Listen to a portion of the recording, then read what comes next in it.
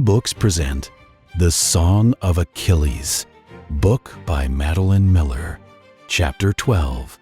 I woke to the red of my yelled straining out the sun. I was cold, my right shoulder exposed to the breezes of the window, the one that faced the sea. The space beside me on the bed was empty, but the pillow still held the shape of him, and the sheets smelled of us both. I had spent so many mornings alone in this room as he visited his mother. I did not think it was strange to find him gone. My eyes closed, and I sank again into the trailing thoughts of dreams. Time passed, and the sun came hot over the windowsill. The birds were up, and the servants, and even the men. I heard their voices from the beach and the practice hall, the rattle and bang of chores. I sat up. His sandals were overturned beside the bed, forgotten. It was not unusual he went barefoot most places. He had gone to breakfast. I guessed he was letting me sleep. Half of me wanted to stay in the room until his return, but that was cowardice. I had a right to a place by his side now, and I would not let the eyes of the servants drive me away. I pulled on my tunic and left to find him. He was not in the great hall, busy with servants removing the same platters and bowls there had always been. He was not in Peleus's council chamber, hung with purple tapestry and the weapons of former Pythian kings, and he was not in the room where we used to play the lyre. The trunk that had once kept our instruments sat forlorn in the room's center. He was not outside either, in the trees he and I had climbed, or by the sea, on the jutting rocks where he waited for his mother, nor on the practice field, where men sweated through drills, clacking their wooden swords. I do not need to say that my panic swelled, that it became a live thing, slippery and deaf to reason. My steps grew hurried. The kitchen, the basement, the storerooms with their amphorae of oil and wine, and still I did not find him. It was midday when I sought out Peleus's room. It was a sign of the size of my unease that I went at all. I had never spoken to the old man alone before. The guards outside stopped me when I tried to enter. The king was at rest, they said. He was alone and would see no one. But his Achilles? I gulped, trying not to make a spectacle of myself, to feed the curiosity I saw in their eyes. Is the prince with him? He is alone, one of them repeated. I went to Phoenix next, the old counselor who had looked after Achilles when he was a boy. I was almost choking with fear as I walked to his stateroom, a modest square chamber at the palace's heart. He had clay tablets in front of him, and on them the men's marks from the night before, angular and crisscrossing, pledging their arms to the war against Troy. The Prince Achilles, I said. I spoke haltingly, my voice thick with panic. I cannot find him. He looked up with some surprise. He had not heard me come in the room. His hearing was poor, and his eyes, when they met mine, were rheumy and opaque with cataract. Peleus did not tell you then. His voice was soft. No, my tongue was like a stone in my mouth, so big I could barely speak around it. I'm sorry, he said kindly. His mother has him. She took him last night as he was sleeping. They are gone. No one knows where. Later, I would see the red marks where my nails had dug through my palms. No one knows where. To Olympus, perhaps, where I could never follow. To Africa or India. To some village where I would not think to look. Phoenix's gentle hands guided me back to my room. My mind twisted desperately from thought to thought. I would return to Chiron and seek counsel. I would walk the countryside, calling his name. She must have drugged him or tricked him. He would not have gone willingly. As I huddled in our empty room, I imagined it, the goddess leaning over us, cold and white beside the warmth of our sleeping bodies. Her fingernails prick into his skin as she lifts him. Her neck is silvery in the window's moonlight. His body lolls on her shoulder, sleeping or spelled. She carries him from me as a soldier might carry a corpse. She is strong. It takes only one of her hands to keep him from falling. I did not wonder why she had taken him. I knew. She had wanted to separate us, the first chance she had, as soon as we were out of the mountains. I was angry at how foolish we had been. Of course she would do this. Why had I thought we would be safe? That Chiron's protection would extend here, where it never had before.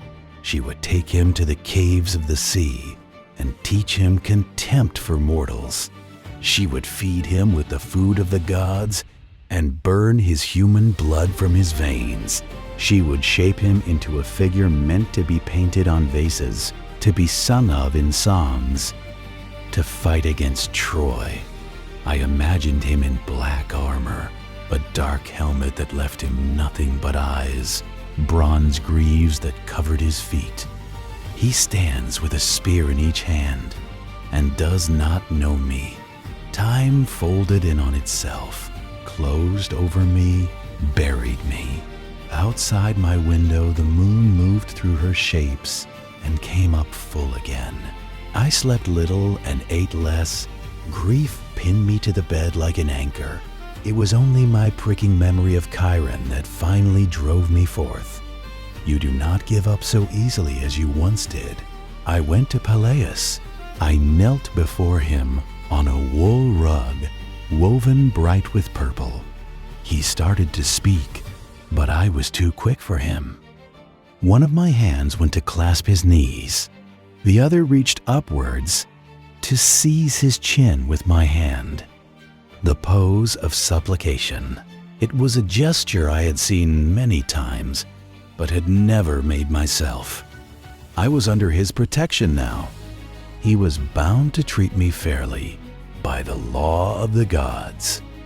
"Tell me where he is," I said. He did not move. I could hear the muffled batter of his heart against his chest. I had not realized how intimate supplication was, how closely we would be pressed. His ribs were sharp beneath my cheek. The skin of his legs was soft and thin with age. "I do not know," he said, and the words echoed down the chamber, stirring the guards. I felt their eyes on my back. Suppliants were rare in Thea. Peleus was too good a king for such desperate measures. I pulled at his chin, tugging his face to mine. He did not resist. "I do not believe you," I said. A moment passed. "Leave us," he said. The words were for the guards. They shuffled their feet, but obeyed. We were alone. He leaned forward, down to my ear. He whispered, "Skyros, a place, an island, Achilles." When I stood, my knees ached, as if I had been kneeling a long time. Perhaps I had. I do not know how many moments passed between us in that long hall of Pythian kings. Our eyes were level now, but he would not meet my gaze. He had answered me because he was a pious man, because I had asked him as a suppliant, because the gods demanded it. He would not have otherwise. There was a dullness in the air between us, and something heavy, like anger. "I will need money," I told him. I do not know where these words came from. I had never spoken so before to anyone, but I had nothing left to lose. "Speak to Phoenix, he will give it to you." I nodded my head, barely. I should have done much more. I should have knelt again and thanked him, rubbed my forehead on his expensive rug. I didn't. Peleus moved to stare out the open window. The sea was hidden by the house's curve, but we could both hear it, the distant hiss of waves against sand. "You may go," he told me. He meant it to be cold, I think, and dismissive, a displeased king to his subject. But all I heard was his weariness. I nodded once more and left. The gold that Phoenix gave me would have carried me to Cyrus and back twice over. The ship's captain stared when I handed it to him. I saw his eyes flicking over it, weighing its worth, counting what it could buy him. "You will take me?" He did not like to see desperation in those who sought passage. Haste and a free hand spoke of hidden crimes, but the gold was too much for him to object. He made a noise, grudging, of acceptance and sent me to my berth. I had never been at sea before and was surprised at how slow it was. The boat was a big-bellied trader, making its lazy rounds of the islands, sharing the fleece, oil, and carved furniture of the mainland with the more isolated kingdoms. Every night, we put in at a different port to refill our water pots and unload our stores. During the days, I stood at the ship's prow, watching the waves fall away from our black-tarred hull, waiting for the sight of land. At another time, I would have been enchanted with it all. The names of the ship's parts, halyard, mast, stern, the color of the water, the scrubbed clean smell of the winds. But I barely noticed these things. I thought only of the small island flung out somewhere in front of me, and the fair-haired boy I hoped I would find there. The Bay of Skyros was so small that I did not see it until we had swung around the rocky island's southern rim and were almost upon it. Our ship narrowly squeezed between its extending arms, and the sailors leaned over the sides to watch the rocks slide by, holding their breath. Once we were inside, the water was utterly calm, and the men had to row us the rest of the way. The confines were difficult to maneuver. I did not envy the captain's voyage out. "We are here," he told me sullenly. I was already walking for the gangway. The cliff face rose sharply in front of me.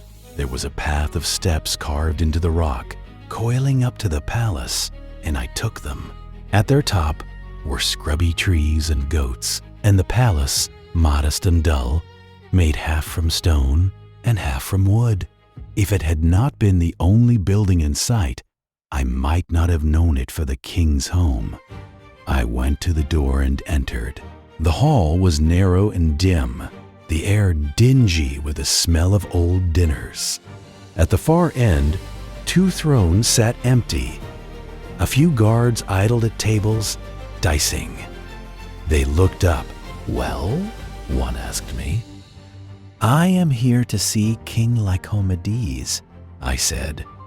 I lifted my chin so they would know I was a man of some importance. I had worn the finest tunic I could find, one of Achilles. "I'll go," another one said to his fellows. He dropped his dice with a clatter and slumped out of the hall. Peleus would never have allowed such disaffection. He kept his men well and expected much from them in return. Everything about the room seemed threadbare and gray. The man reappeared. "Come," he said.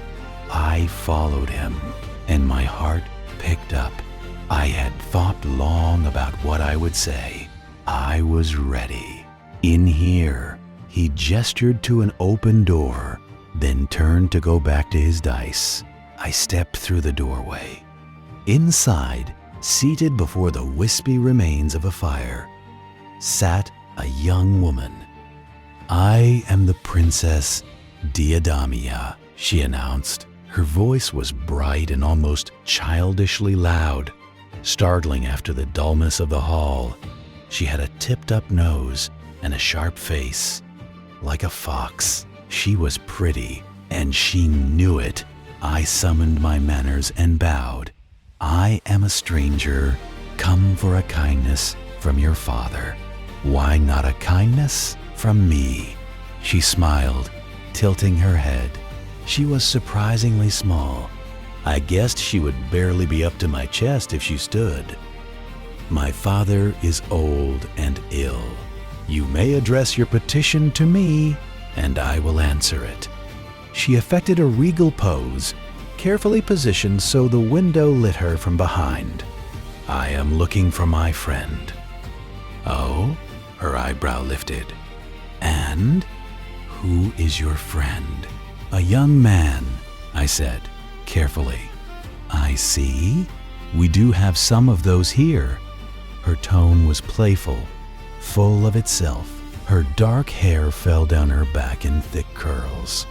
She tossed her head a little, making it swing, and smiled at me again. "Perhaps you'd like to start with telling me your name."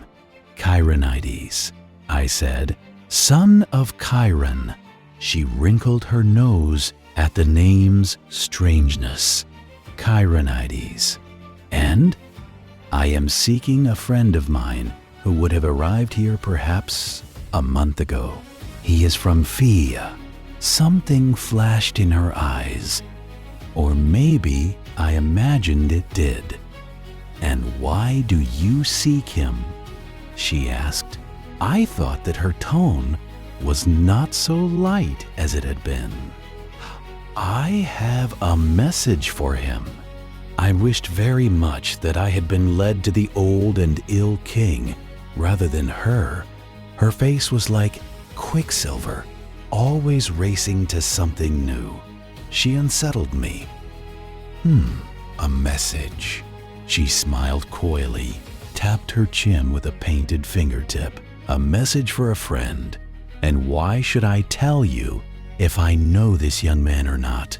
Because you are a powerful princess, and I am your humble suitor." I knelt. This pleased her. "Well, perhaps I do know such a man, and perhaps I do not. I will have to think on it. You will stay for dinner and await my decision. If you are lucky, I may even dance for you with my women." She cocked her head suddenly. "You have heard of Diademia's women?" "I am sorry to say that I have not." She made a mow of displeasure. "All the kings send their daughters here for fostering. Everyone knows that, but you..."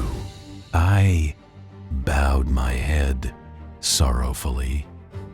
"I have spent my time in the mountains and have not seen much of the world." She frowned a little, then flicked her hand at the door. "Till dinner, Chironides." I spent the afternoon in the dusty courtyard grounds. The palace sat on the island's highest point, held up against the blue of the sky, and the view was pretty despite the shabbiness. As I sat, I tried to remember all that I had heard of Lycomedes. He was known to be kind enough, but a weak king, of limited resources. Euboea to the west and Ionia to the east had long eyed his lands.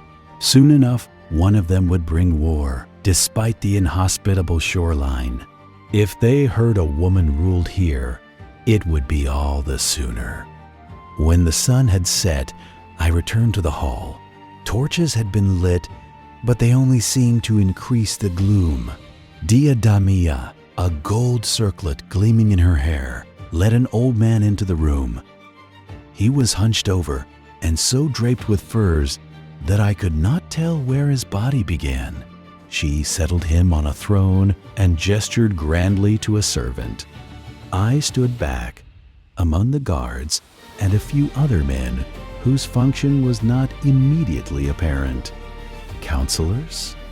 Cousins? They had the same worn appearance as everything else in the room. Only Diademia seemed to escape it, with her blooming cheeks and glossy hair. A servant motioned to the cracked benches and tables, and I sat, The king and the princess did not join us. They remained on their thrones at the hall's other end. Food arrived, hearty enough, but my eyes kept returning to the front of the room. I could not tell if I should make myself known. Had she forgotten me? But then she stood and turned her face towards our tables. "Stranger from Pelion," she called, "you will never again be able to say that you have not heard of Deidamea's women." Another gesture. With a braceleted hand, a group of women entered, perhaps 24, speaking softly to each other, their hair covered and bound back in cloth. They stood in the empty central area that I saw now was a dancing circle. A few men took out flutes and drums, one a lyre. Deidamia did not seem to expect a response from me, or even to care if I had heard. She stepped down from the throne's dais and went to the women, claiming one of the taller ones as a partner. The music began. The steps were intricate, and the girls moved through them featly. In spite of myself, I was impressed. Their dresses swirled, and jewelry swung around their wrists and ankles as they spun. They tossed their heads as they whirled, like high-spirited horses. Deidamia was the most beautiful, of course. With her golden crown and unbound hair, she drew the eye, flashing her wrists prettily in the air. Her face was flushed with pleasure, and as I watched her, I saw her brightness grow brighter still. She was beaming at her partner, almost flirting. Now she would duck her eyes at the woman, now step close as if to tease with her touch. Curious, I craned my head to see the woman she danced with, but the crowd of white dresses obscured her. The music trilled to an end, and the dancers finished. Deidamia led them forward in a line to receive our praise. Her partner stood beside her, head bowed. She curtsied with the rest and looked up. I made some sort of sound, the breath jumping in my throat. It was quiet, but it was enough. The girl's eyes flickered to me. Several things happened at once then. Achilles, for it was Achilles, dropped Deidamia's hand and flung himself joyously at me, knocking me backwards with the force of his embrace. Deidamia screamed, "Pyrrha!" and burst into tears. Lycomedes, who was not so far sunk into dotage as his daughter had led me to believe, stood. "Pyrrha, what is the meaning of this?" I barely heard.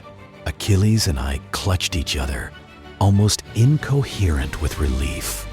"My mother," he whispered. "My mother, she." "Pyrrha." Lycomedes' voice carried the length of the hall, rising over his daughter's noisy sobs. He was talking to Achilles, I realized. Pyrrha. Fire. Hair. Achilles ignored him. Deidamia wailed louder. The king, showing a judiciousness that surprised me, threw his eye upon the rest of his court, women and men both. "Out," he ordered. They obeyed reluctantly, trailing their glances behind them. Now, Lycomedes came forward, and I saw his face for the first time. His skin was yellowed, and his graying beard looked like dirty fleece, yet his eyes were sharp enough. "Who is this man, Pyrrha?" No one. Deidamia had seized Achilles' arm, was tugging at it. At the same time, Achilles answered coolly, "My husband." I closed my mouth quickly, so I did not gape like a fish. "He is not. That's not true." Deidamia's voice rose high, startling the birds roosting in the rafters. A few feathers wafted down to the floor. She might have said more, but she was crying too hard to speak clearly. Lycomedes turned to me as if for refuge, man to man. "Sir, is this true?" Achilles was squeezing my fingers. "Yes," I said. "No." the princess shrieked. Achilles ignored her pulling at him and gracefully inclined his head at Lycomedes. My husband has come for me, and now I may leave your court. Thank you for your hospitality. Achilles curtsied. I noted with an idle, dazed part of my mind that he did it remarkably well. Lycomedes held up a hand to prevent us. We should consult your mother first. It was she who gave you to me to foster. Does she know of this husband? No, Deidameia said again. Daughter. This was Lycomedes, frowning in a way that was not unlike his daughter's habit. Stop this scene. Release Pyrrha. Her face was blotchy and swollen with tears, her chest heaving. No, she turned to Achilles. You are lying. You have betrayed me. Monster. Apathies. Heartless. Lycomedes froze. Achilles' fingers tightened on mine. In our language, words come in different genders. She had used the masculine form. What was that? Said Lycomedes slowly. Deidamia's face had gone pale, but she lifted her chin in defiance, and her voice did not waver. He is a man, she said. And then, we are married. What? Lycomedes clutched his throat. I could not speak. Achilles' hand was the only thing that kept me to earth. Do not do this, Achilles said to her. Please. It seemed to enrage her. I will do it. She turned to her father. You are a fool. I'm the only one who knew. I knew. She struck her chest in emphasis. And now I'll tell everyone. Achilles! She screamed, as if she would force his name through the stout stone walls, up to the gods themselves. Achilles! Achilles! I'll tell everyone. You will not. The words were cold and knife-sharp. They parted the princess's shouts easily. I know that voice. I turned. Theta stood in the doorway. Her face glowed, the white blue of the flame's center. Her eyes were black, gashed into her skin, and she stood taller than I had ever seen her. Her hair was as sleek as it always was, and her dress as beautiful. But there was something about her that seemed wild, as if an invisible wind whipped around her. She looked like a fury, the demons that come from men's blood. I felt my scalp trying to climb off my head. Even Deidameia dropped into silence. We stood there a moment, facing her. Then Achilles reached up and tore the veil from his hair. He seized the neckline of his dress and ripped it down the front, exposing his chest beneath. The firelight played over his skin, warming it to gold. No more, mother, he said. Something rippled beneath her features, a spasm of sorts. I was half afraid she would strike him down, but she only watched him with those restless black eyes. Achilles turned then to Lycomedes. My mother and I have deceived you, for which I offer my apologies. I am the Prince Achilles, son of Peleus. She did not wish me to go to war and hid me here as one of your foster daughters.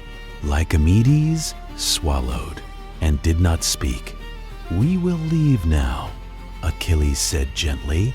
The words shook Deidameia from her trance. No, she said, voice rising again. You cannot.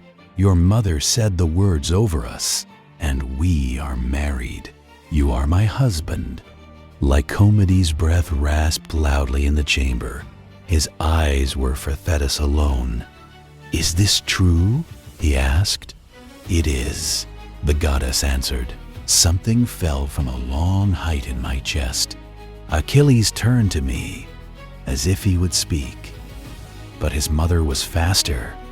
"You are bound to us now, King Lycomedes. You will continue to shelter Achilles here. You will say nothing of who he is. In return, your daughter will one day be able to claim a famous husband." Her eyes went to a point above Deidamia's head, then back, she added. "It is better than she would have done." Lycomedes rubbed at his neck as if he would smooth its wrinkles. "I have no choice," he said.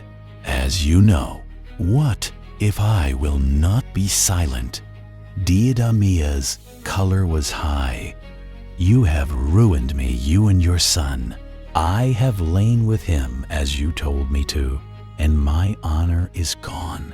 I will claim him now before the court as recompense. I have lain with him." "You are a foolish girl," Thetis said. Each word fell like an axe blade, sharp and severing. Poor and ordinary, an expedient only. "You do not deserve my son. You will keep your peace, or I will keep it for you." Deidamia stepped backwards, her eyes wide, her lips gone white. Her hands were trembling. She lifted one to her stomach and clutched the fabric of her dress there, as if to steady herself. Outside the palace, beyond the cliffs, we could hear huge waves breaking on the rocks, dashing the shoreline to pieces. "Yes," he whispered. There were 1,000 things I might have said to reproach him for his naivete. He had always trusted too easily. He had had so little in his life to fear or suspect. In the days before our friendship, I had almost hated him for this, and some old spark of that flared in me, trying to relight. Anyone else would have known that Thetis acted for her own purposes only. How could he be so foolish?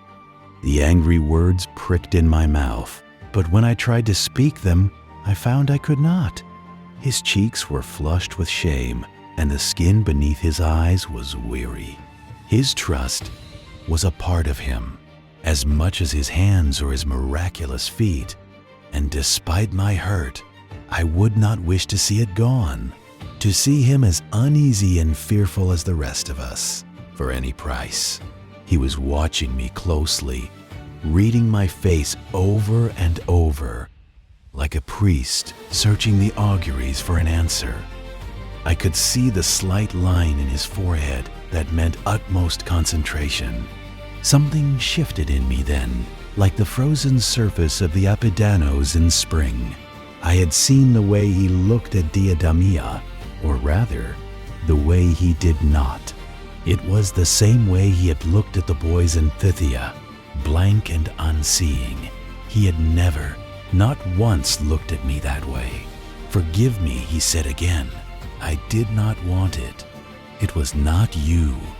I did not like it." Hearing it soothed the last of the jagged grief that had begun when Deidamia shouted his name. My throat was thick with the beginning of tears. "There is nothing to forgive," I said. Later that evening we returned to the palace. The great hall was dark, its fire burned to embers. Achilles had repaired his dress as best he could, but it still gaped to the waist. He held it closed in case we met a lingering guard. The voice came from the shadows, startling us. "You have returned." The moonlight did not quite reach the thrones, but we saw the outline of a man there, thick with furs. His voice seemed deeper than it had before, heavier. "We have," Achilles said. I could hear the slight hesitation before he answered. He had not expected to face the king again so soon. "Your mother is gone. I do not know where." The king paused, as if awaiting a response. Achilles said nothing. "My daughter, your wife, is in her room crying. She hopes you will come to her." I felt the flinch of Achilles' guilt. His words came out stiffly. It was not a feeling he was used to. It is unfortunate that she hopes for this." "It is indeed," Lycomedes said. We stood in silence a moment. Then Lycomedes drew a weary breath. "I suppose that you want a room for your friend. If you do not mind," Achilles said. Carefully, Lycomedes let out a soft laugh. "No, Prince Achilles, I do not mind." There was another silence. I heard the king lift a goblet. "Drink, replace it on the table. The child must have your name. You understand this?" This is what he had waited in the dark to say, beneath his furs, by the dying fire. "I understand it," Achilles said quietly. "And you swear it?" There was a hair's breadth of a pause. I pitied the old king. I was glad when Achilles said, "I swear it." The old man made a sound like a sigh, but his words, when they came, were formal. He was a king again. "Good night to you both." We bowed and left him. In the bowels of the palace, Achilles found a guard to show us to the guest quarters. The voice he used was high and fluting, his girl's voice. I saw the guard's eyes flicker over him, lingering on the torn edges of the dress, his disheveled hair. He grinned at me with all his teeth.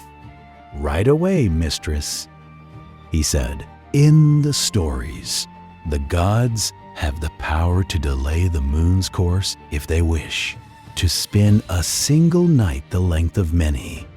Such was this night, a bounty of ours that never ran dry. We drank deeply, thirsty for all that we had missed in the weeks we were separated. It was not until the sky began to blanch at last to gray that I remembered what he had said to Lycomedes in the hall. It had been forgotten amidst Deidamea's pregnancy, his marriage, our reunion. Your mother was trying to hide you from the war? She does not want me to go to Troy. Why? I had always thought she wanted him to fight. I don't know. She says I'm too young. Not yet, she says. And it was her idea? I gestured at the remnants of the dress. Of course. I wouldn't have done it myself. He made a face and yanked at his hair, hanging still in its womanly curls, an irritant, but not a crippling shame, as it would have been to another boy. He did not fear ridicule. He had never known it. Anyway, it is only until the army leaves. My mind struggled with this. So, truly, it was not because of me that she took you? Deidamia was because of you, I think. He stared at his hands a moment, but the rest was the war.